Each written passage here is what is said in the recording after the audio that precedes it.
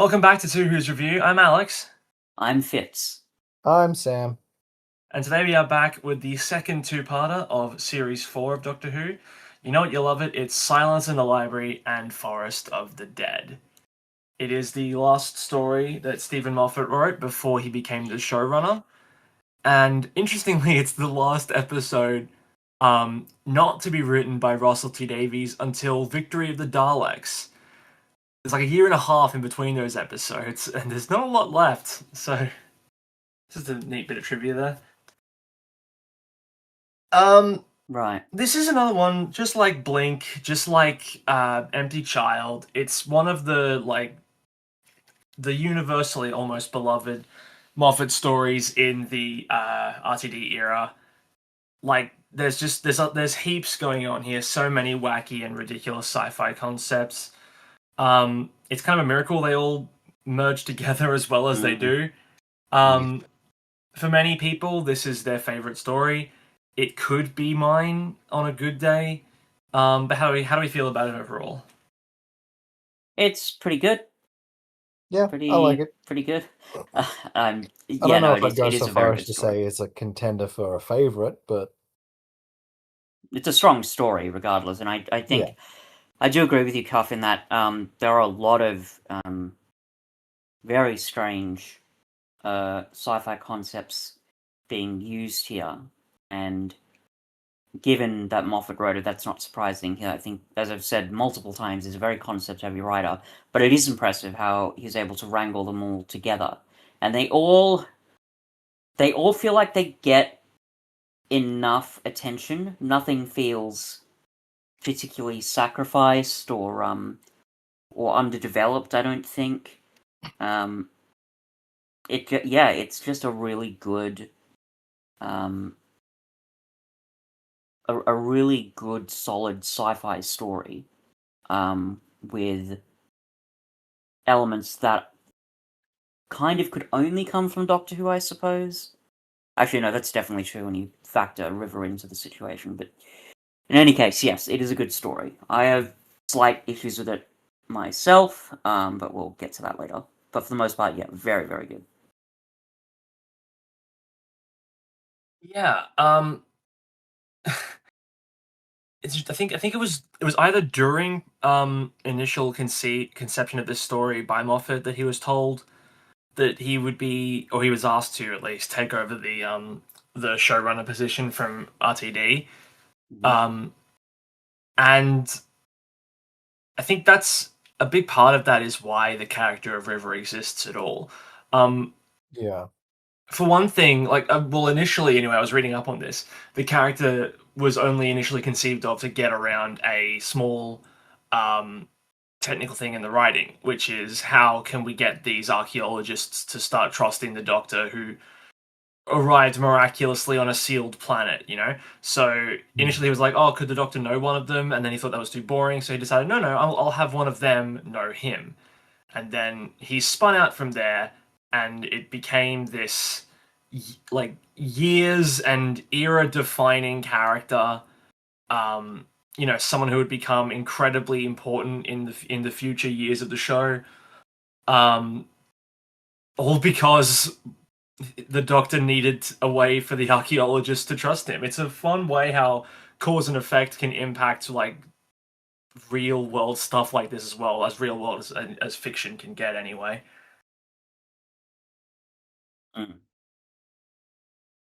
And she's suitably efficient for this story as well. Like, even just putting aside the mystery of her character, as like a minor driving force for the plot for the most part, she does her job really well. But she is predominantly there to be the intriguing factor. There's this whole mystery running through the entire story. Who is she? How does she know the Doctor? It never really gets answered by the story, and that's intentional. And it's all done like really, really well. Like I love how there's like the several layers that build up. First, it's the she knows him. Why doesn't he know her? Then it's wait, she has a screwdriver, and then she knows Donna, and it seems something bad happened to her. And then at the very end, she knows his name. And why does she know that? Like, it all just gets more and more and more and more fascinating the more layers get built up. I think a couple of things. One, well constructed though the mystery is, I don't find it as satisfying as other people do, but that's only because I know where this is going. You know where it's going, yeah. Yeah, I know where it's going. I find not River's characterization like as a person frustrating, but I find the way she's used in the Moffat era quite frustrating, and we see little elements of it, like tiny elements of it showing up here. Not enough to really knock against the story, at least too much, but they're here. The other thing I will say, though, is, I mean, you say predominantly she's there to set up the mystery, and sure, but I think we should really give credit to what she is doing in the story. She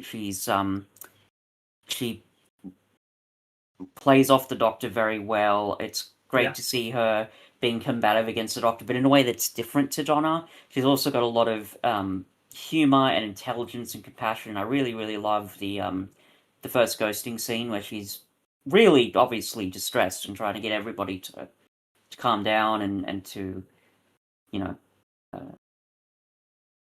quieten down rather, and just focus on this very serious moment. And her attempted sacrifice play at the end, those elements I think make it very interesting too. Yeah. Yeah, totally. Yeah, it's like I said, like it feels so weird to say this about River, given that she is so prevalent in much of the show moving forward.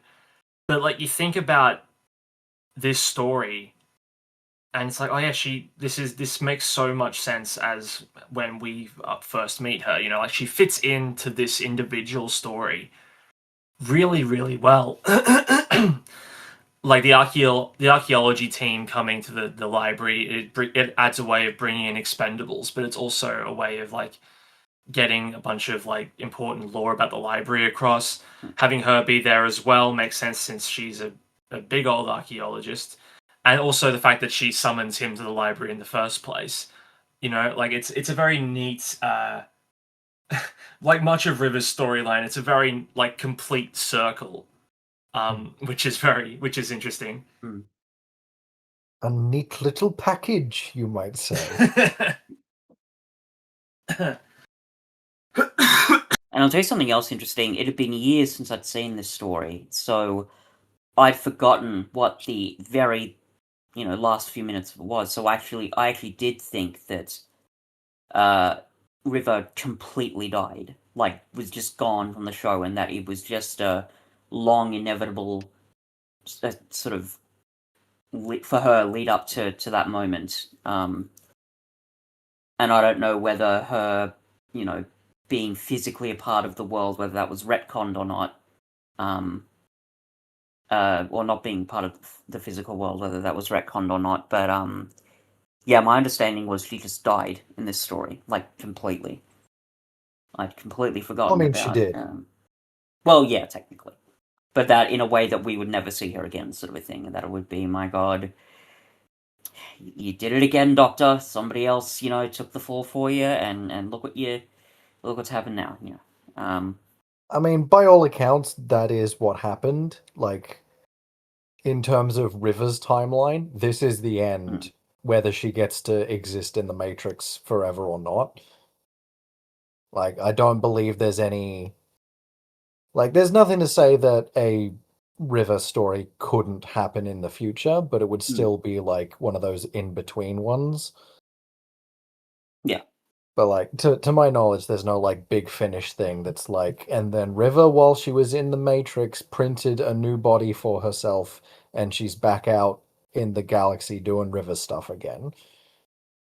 No, I think every River Big Finish story is pre-Silence in the Library, which is interesting because there are River stories in Big Finish where she interacts with classic Doctors, which is fun. Like you want to do that if you have the characters, but to me, I'm always like, okay, how do they work around the obvious here, which is that after every single one of these encounters, the Doctor needs to forget who River is in order for Yeah. Silence in the Library to make sense.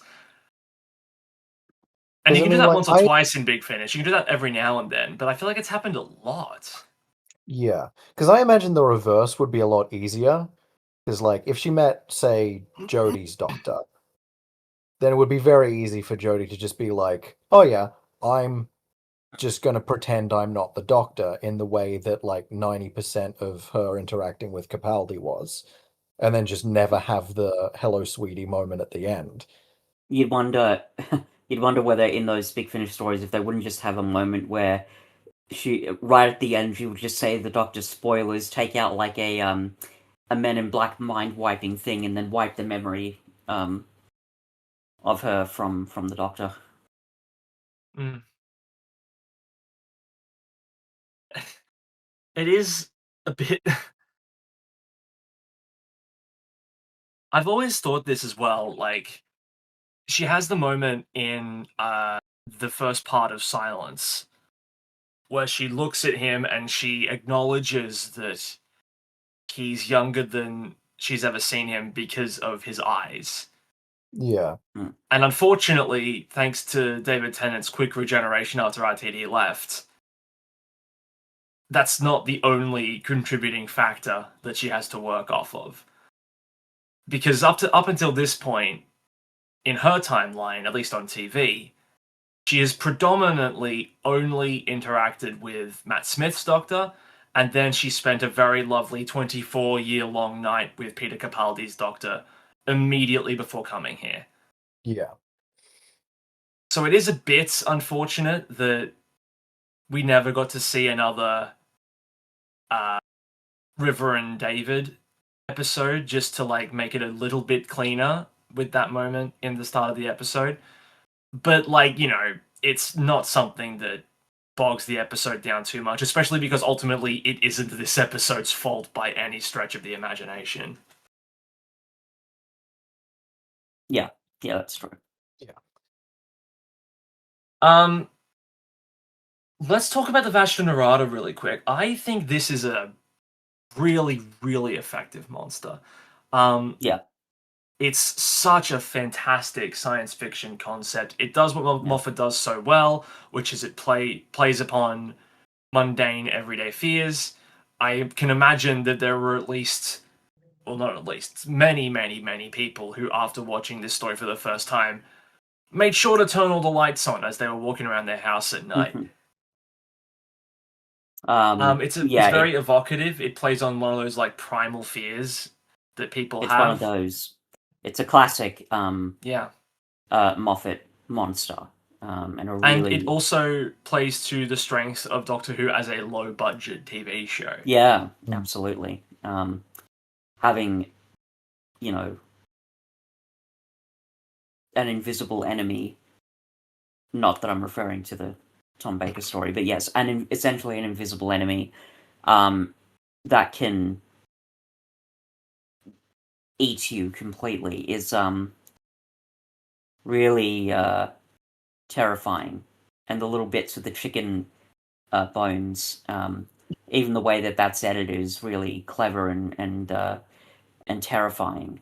But something like that bit where the Doctor says that almost every creature in the universe has an irrational fear of the dark, but they're wrong. It's not irrational because the Vashta Nerada are there. It's really frightening, and to have these sort of ghost astronauts wandering around this library with the skeletons inside them is really really creepy.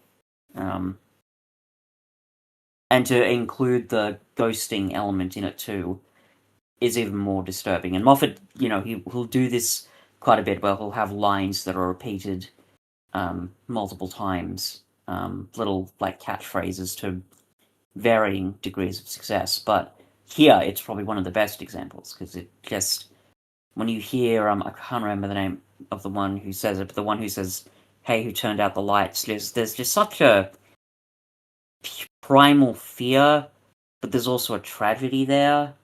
So the fact that he's combined these two things is really a stroke of brilliance. Certainly not since Are You My Mummy has repetition been used to such a chilling effect. Yeah, I mean, maybe the Daleks, but then again, I haven't seen any future Dalek episodes. We haven't seen any future Dalek episodes yet for this podcast, so I'll have to reserve my judgments.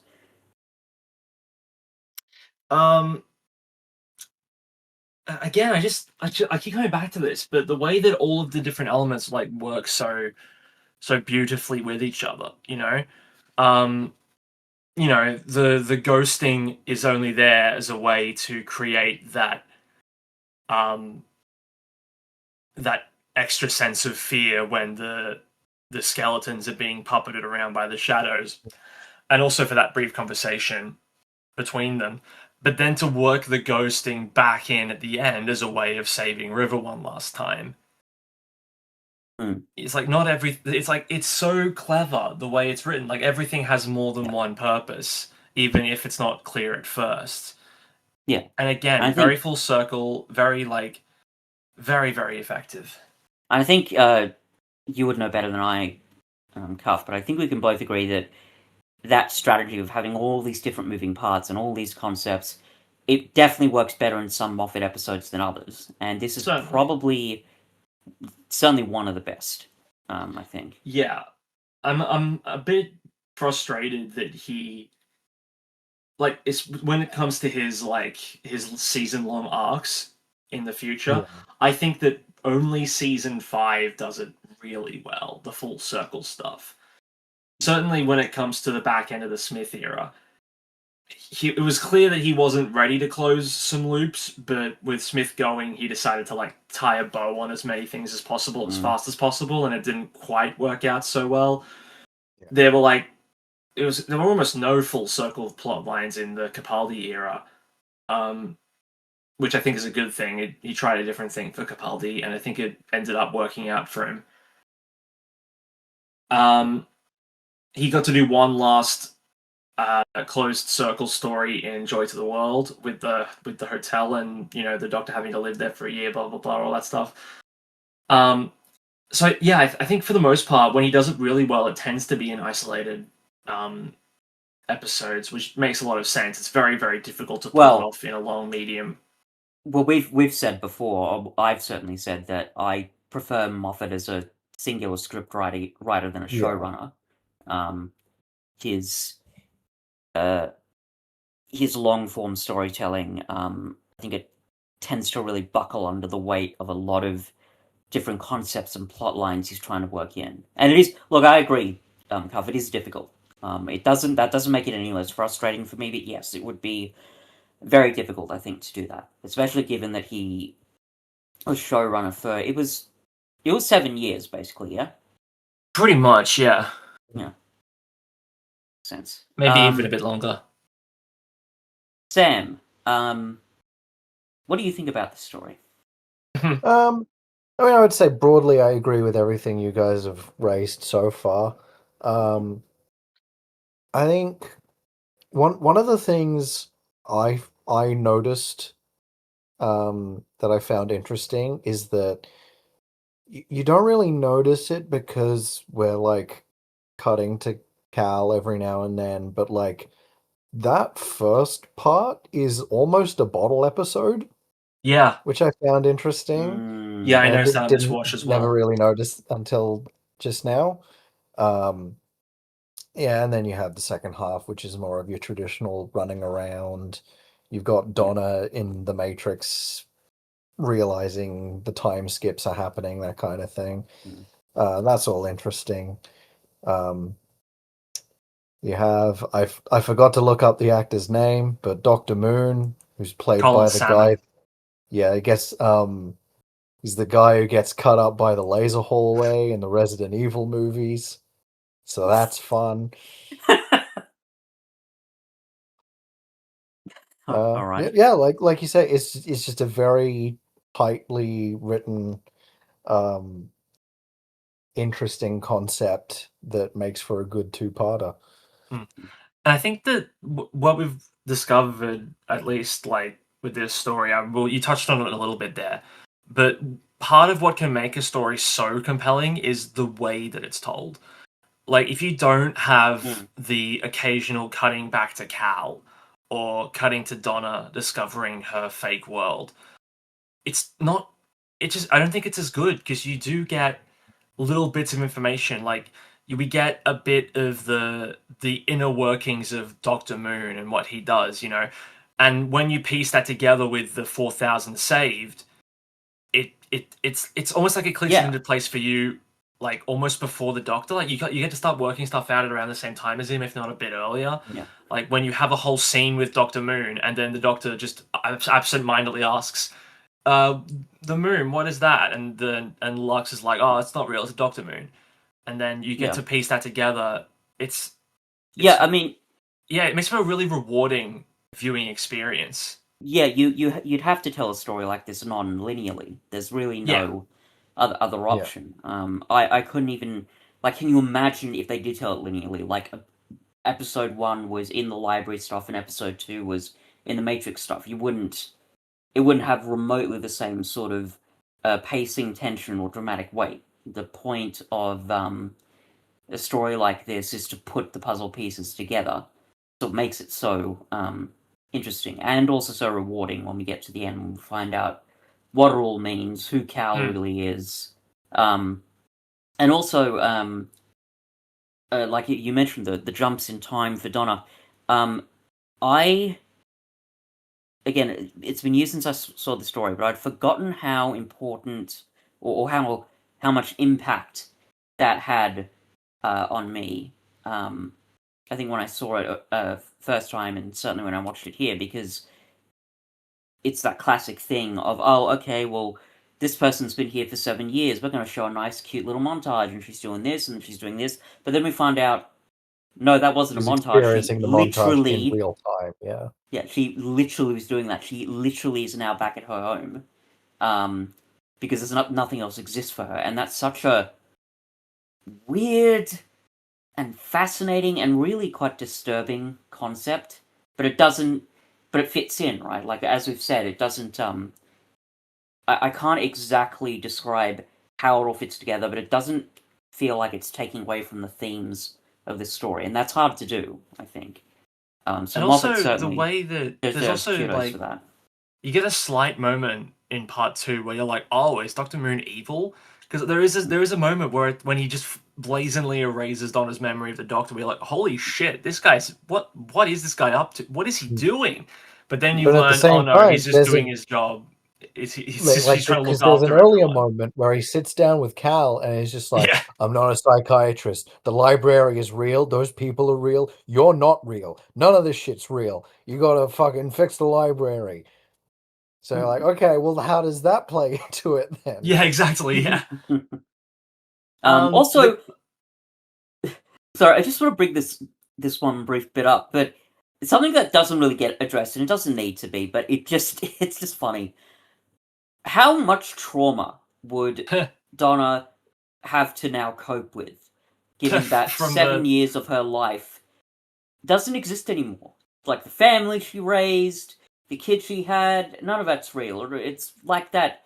I don't know if you guys have heard this. It was a story, I think it originated on Reddit, but it's basically about a guy who had an accident, but then he woke up and he basically lived an entire life in his mind.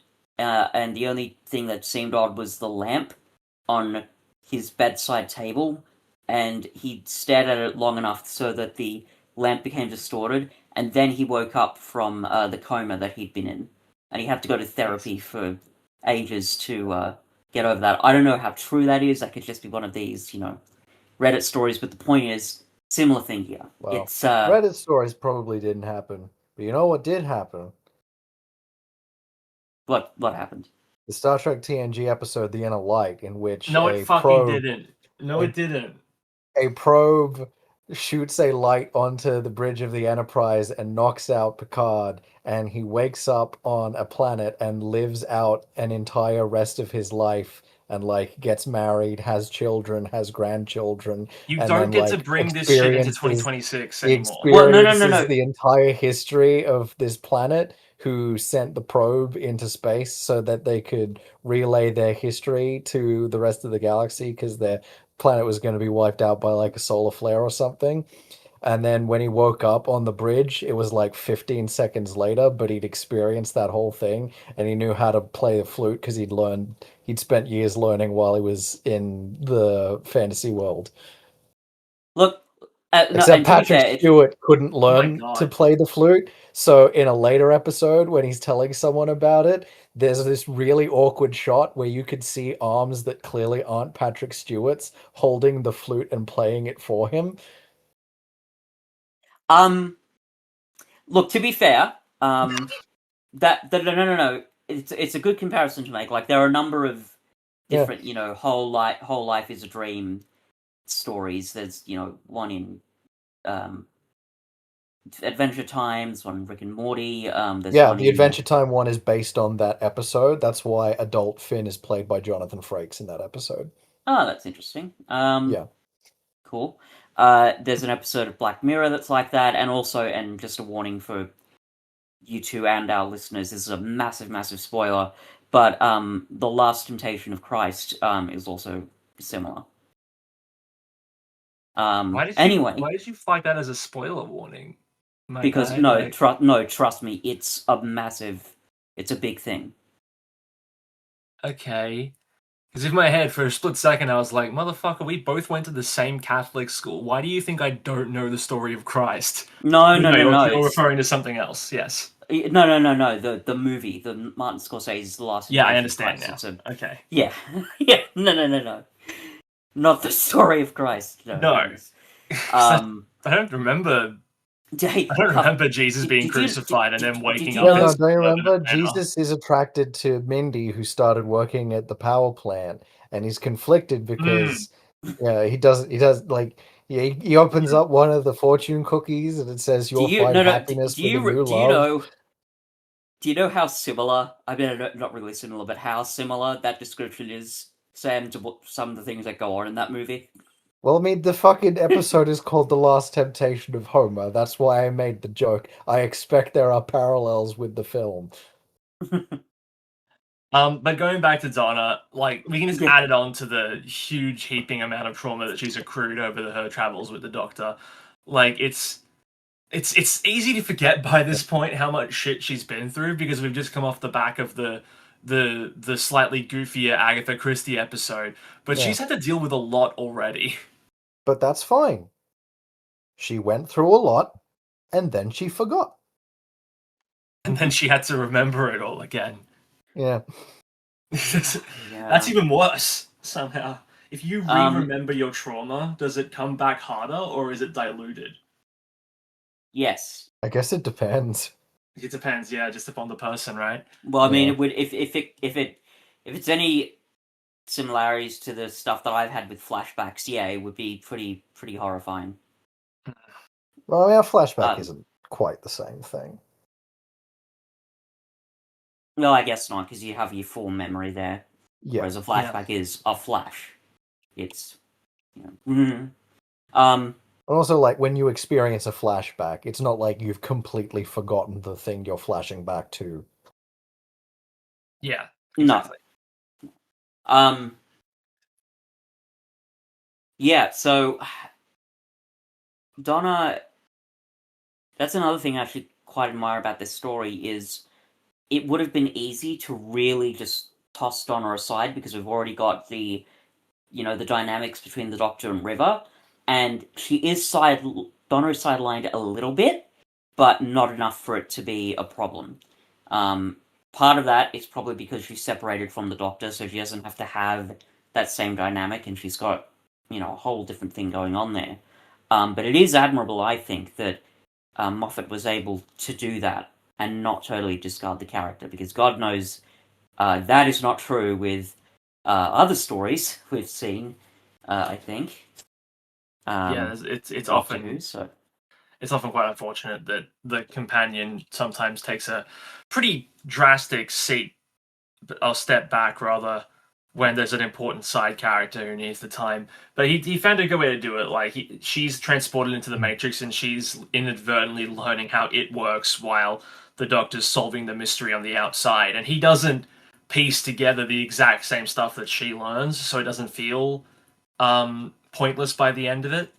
And that brings us pretty neatly onto Cal, because she is kind of the big mystery surrounding both parts of the story. Yeah. You know, in the initially in the opening titles, it's how are the Doctor and Donna in the mind of this ordinary child, and then when it catches up after the cold open, when it catches back up to it, and we find out she's a spherical camera. And then we still jump back into her living room. The mystery then becomes, oh, what the fuck is she? Yeah. And it just gets more and more convoluted and deep with, you know, the TV remote affecting the real world. You know, all this and that. She can view both realities, the Matrix and the real world.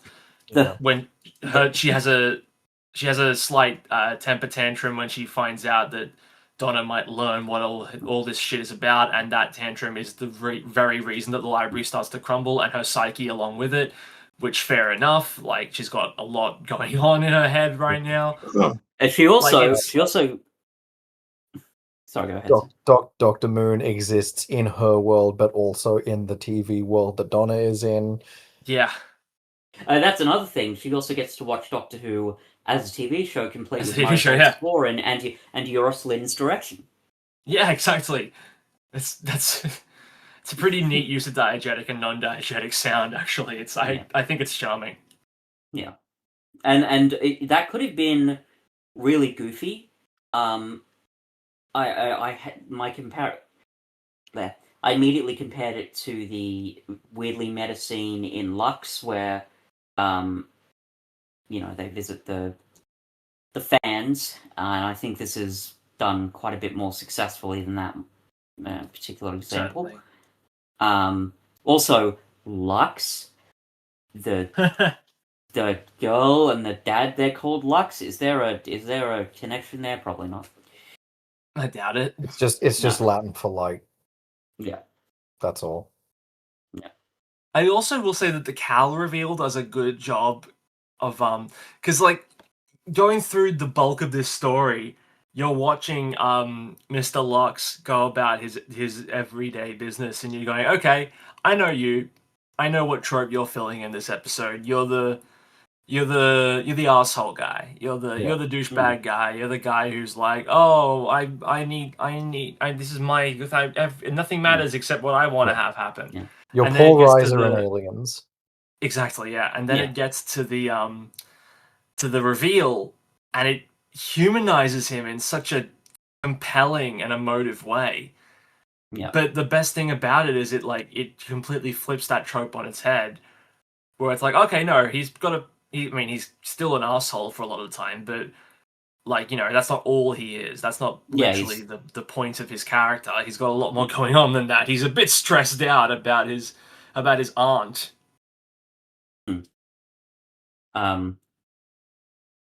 And we get, you know, that classic Doctor confronts asshole speech moment, but that gets turned on its head too by that ending, which is great. I will say, can I put this? I was surprised, like, given how much emotional impact that twist has, I was surprised how little time we spent building up to it and well, yeah, basically building up to it and it being integrated into the story. That being said, it doesn't harm the story at all. I'm just comparing it to other stories I've seen that have similar emotional gut punches. Which again, I think credit to Moffat there, the fact that he can do that and not have it feel like a missed opportunity or this came out of nowhere, or, you know, is quite impressive. I think it's because the gut punch isn't the point of the story. You know, it's something that's there Yeah. to recontextualize a bunch of stuff and Yeah. make it make more sense Yeah. in retrospect. I think that's why it doesn't need too much more to set it up, because if you do throw in more to set it up, you show your hand and you That's you true. turn what would be a really dope reveal into something that people can see coming a mile away. Yeah, that's true. And it could have theoretically been the twist in like another story. Like you could have had that twist be the linchpin of most of it, but obviously that's not what's happening here. This is a different thing. So again, the fact that Moffat's able to include all of these things as cohesively as he does is very impressive and very rewarding by the end, including the happy ending, which was pretty well constructed into the plot. I think it is similar to the everybody lives thing in gas mask zombie episodes, but it still feels pretty rewarding. It doesn't feel terribly cheap to me. Yeah. I have small issues with the ending, but we'll get to that. But the point is, I mean, the ending like, itself also feels. I pretty wouldn't good. say it's a bad ending, but I do think there are some like long-term implications of it that I find like, because like even setting aside like the broader context of knowing more of River's history and like all that kind of stuff, there is a Outside. kind of thing of just like, so that's it. The rest of her existence is having to be a surrogate mother for Cal in the Matrix, and her only friends are these guys that she probably knew for like a week a at day, most. yeah. Mhm. I mean, Because like my understanding obviously is that this like Rory this episode couldn't have been like, oh well, what if she gets to spend time with like versions of Amy and Rory because those characters didn't exist yet, or like, but like just I think for me the main thing is just like, yeah, the Doctor had all that time to think of a way to save her, but the Doctor also had all that time to just come to terms with it. Like they had what, like 25 years of just chilling and hanging out on Beryllium. Like in all that time, you couldn't have just like processed what's going to happen and been like, I "This mean, is fine, actually."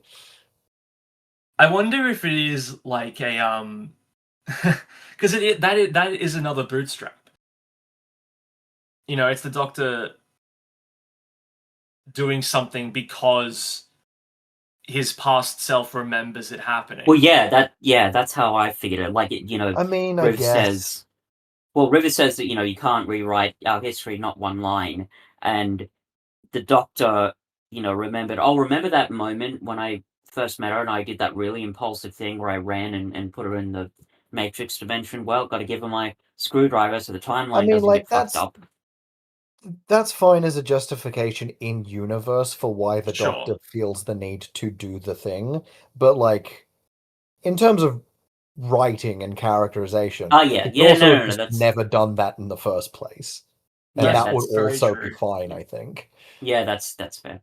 Well, again, like as I said, I thought that it ended with River 100% completely dying and we never see her again, and the Doctor just has to grieve over that. So I don't exactly know what the implications of that are, but that theoretically still could have worked, right? Maybe you wouldn't have Yeah, had no. as much time to deal with those grieving moments as you could have, but it still would have made sense if that's how it ended, and it would have been. I guess it would have underscored a sense of predestined tragedy and a drama to their relationship, which actually could have been more interesting. Yeah. And also just like I just think like the Doctor of all people knows like living forever is not the best. Well, This is isn't that coming what from River the says? person- Like every Unless you're a fucking head on a concrete Matrix slab. computer program, I guess. Well, isn't that kind of what River says, right? That, the Doctor knows that everything dies in the end. Yeah.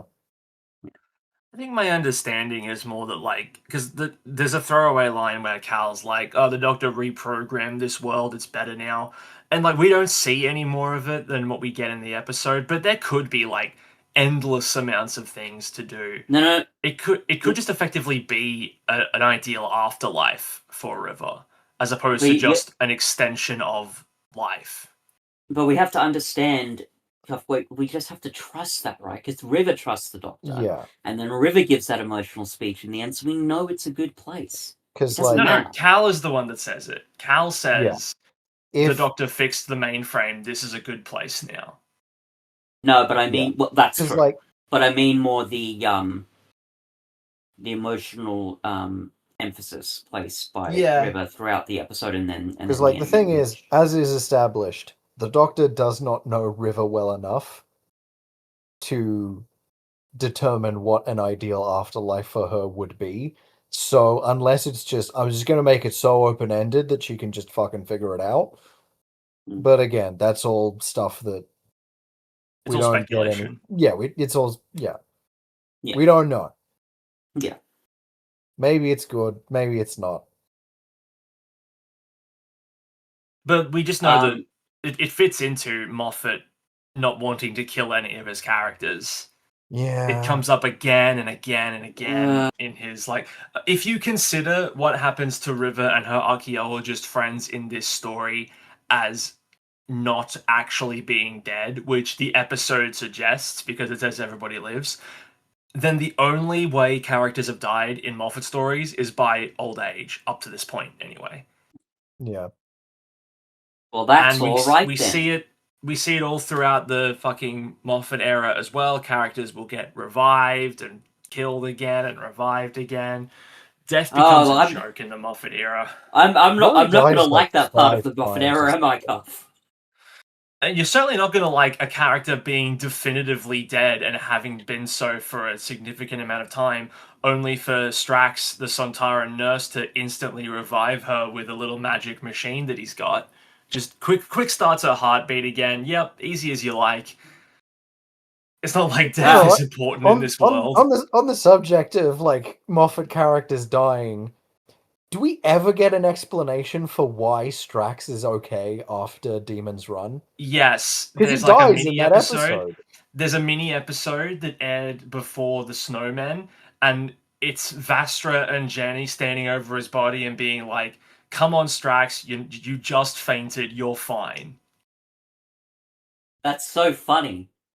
And he's still on the ground being like, I'm dying in glorious combat. No, you bumped your head. Calm down, buddy. Yeah, I've got a feeling No one's ever really gone.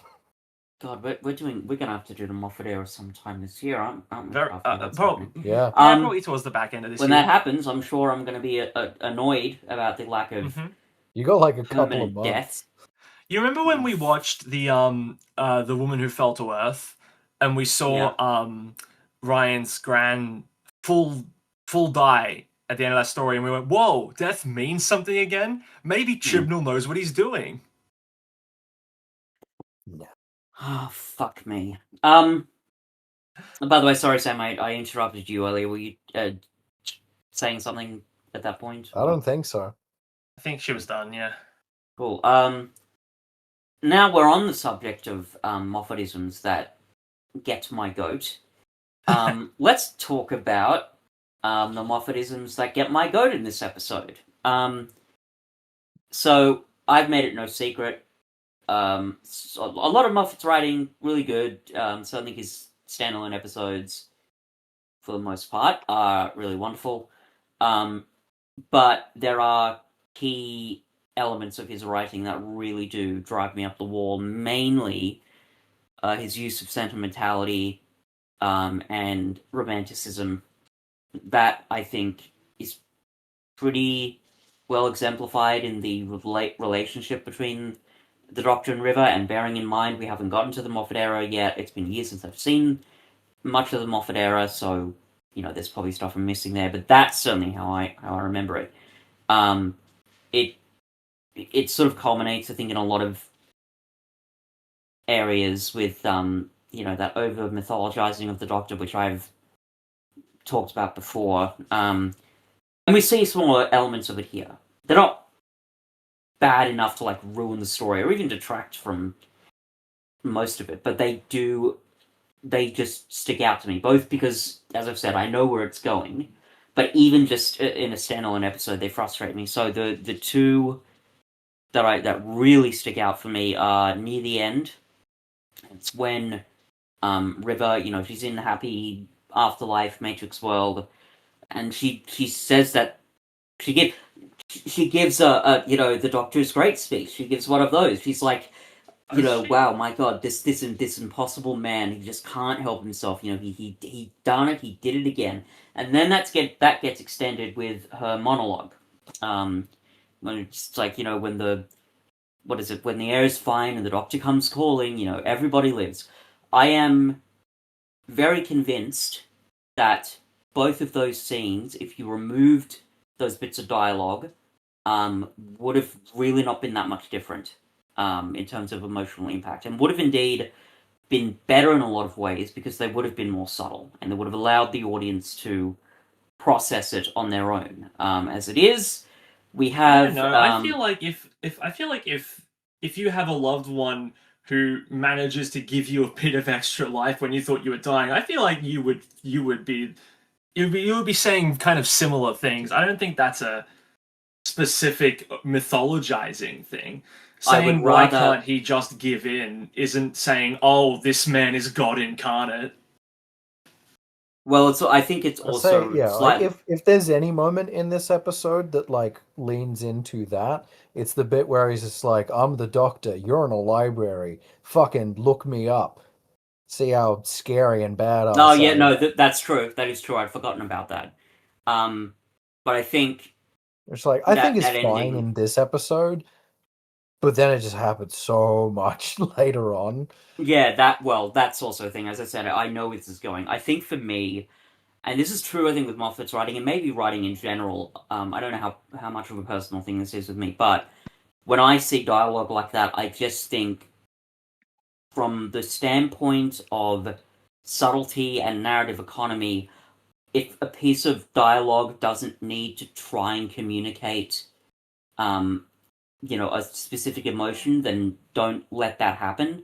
I don't. It especially when near the end when River uses everybody lives line, which I assume is a reference to gas mask zombies. Frankly, I feel like I'm getting kind of clubbed over the head with messaging like that, and I find it very frustrating. I think it's better than having River say nothing. Your earlier thing about removing those lines of dialogue. Again, I feel like the River that we know, would have some kind of declaration upon learning what the Doctor's done for her, this final act of kindness that the Doctor's shown her. She wouldn't just stand there and say nothing and accept it and move on. She would say something. Yeah, I suppose. I had wondered. I think at the very least, if the dialogue had been different somehow, or shorter, cleaner, certainly more subtle, it would have been alright, but as it stands, what it is, does frustrate me. I also just Again, though, a lot of it is because I know where this is going. I know that these moments are going to crop up more frequently than I'd like to in the Moffat era, and it underlines what I find frustrating about how River is characterized in relation to the Doctor. Again, not her personality, because her personality is great, but the way she's used in the show frustrates me quite a lot. See, I think if you've had a big, it's a heavy two-parter. That's what it is. It's a very heavy... That's true. Two-part story, and there's a lot of, darkness that props up. The ghosting aspect is nightmarish, as are the Vashta Nerada. Donna suffers some massive trauma. Doctor suffers some massive trauma. I think you're allowed to have some flowery dialogue at the end to make it more uplifting, especially because it's a kids' show. I don't think every single line of dialogue needs to be subtle. Sometimes dialogue can be there That's true. to like just to be emotive and to be like big for a specific reason, especially because again, this isn't Scorsese. This is ultimately a family show for kids, and you do want the kids to understand the full weight of the emotions that are being presented. Oftentimes, this can mean adding in a dialogue that is just a little bit heavy-handed in order to punctuate a point, and I don't think there's a problem with that in this story. I just want to clarify that. I'm not advocating for show don't tell dialogue or tell don't show dialogue in every corner of the world of Doctor Who. I'm not saying that in the slightest, but I think in this moment, in this story, it has its place, and I think it is used effectively in my book anyway. I still, the way it's communicated, I find it frustrating, but I do understand, yes, I mean, at the very least, it would be weird, I guess, if there was no dialogue there. We would need some kind of commentary. But yeah, it just... Again, I'm torn between whether I think this is just like, an example of poorer writing, which I'm slightly tempted to take, or if it's mainly because, again, I know where this is going. I know what kind of moments we can look forward to that are similar to this, and I'm not looking forward to them. So, that's a future discussion for a future podcast. It certainly is. But for the most part, really solid story. Really good stuff. And even some of the other Moffatisms, like the repeating dialogue, it's used really, really well here. It feels like really justified and powerful, and even a lot of the the sentimentality in it feels very justified, and the emotions feel quite satisfying. Given that that ending of giving River the Matrix Afterlife happy ending, given theoretically it didn't have to end that way, it still works pretty well. Broadly speaking. Broadly speaking, yeah. So an impressive story, one that I enjoy quite a lot. Is there anything else you folks would like to say about it? I think we've covered it. Yeah, I think so. Cool. I'm going to give this story a 9.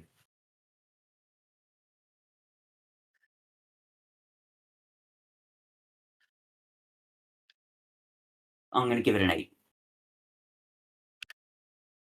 I think I'm leaning more towards 9 than 8, so I'll go with that. Sure. Wonderful.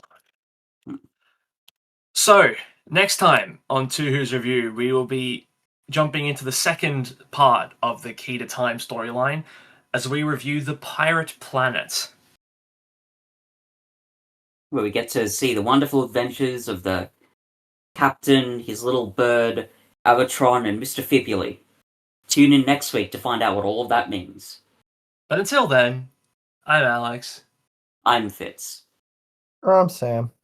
And stay the fuck out of the shadows.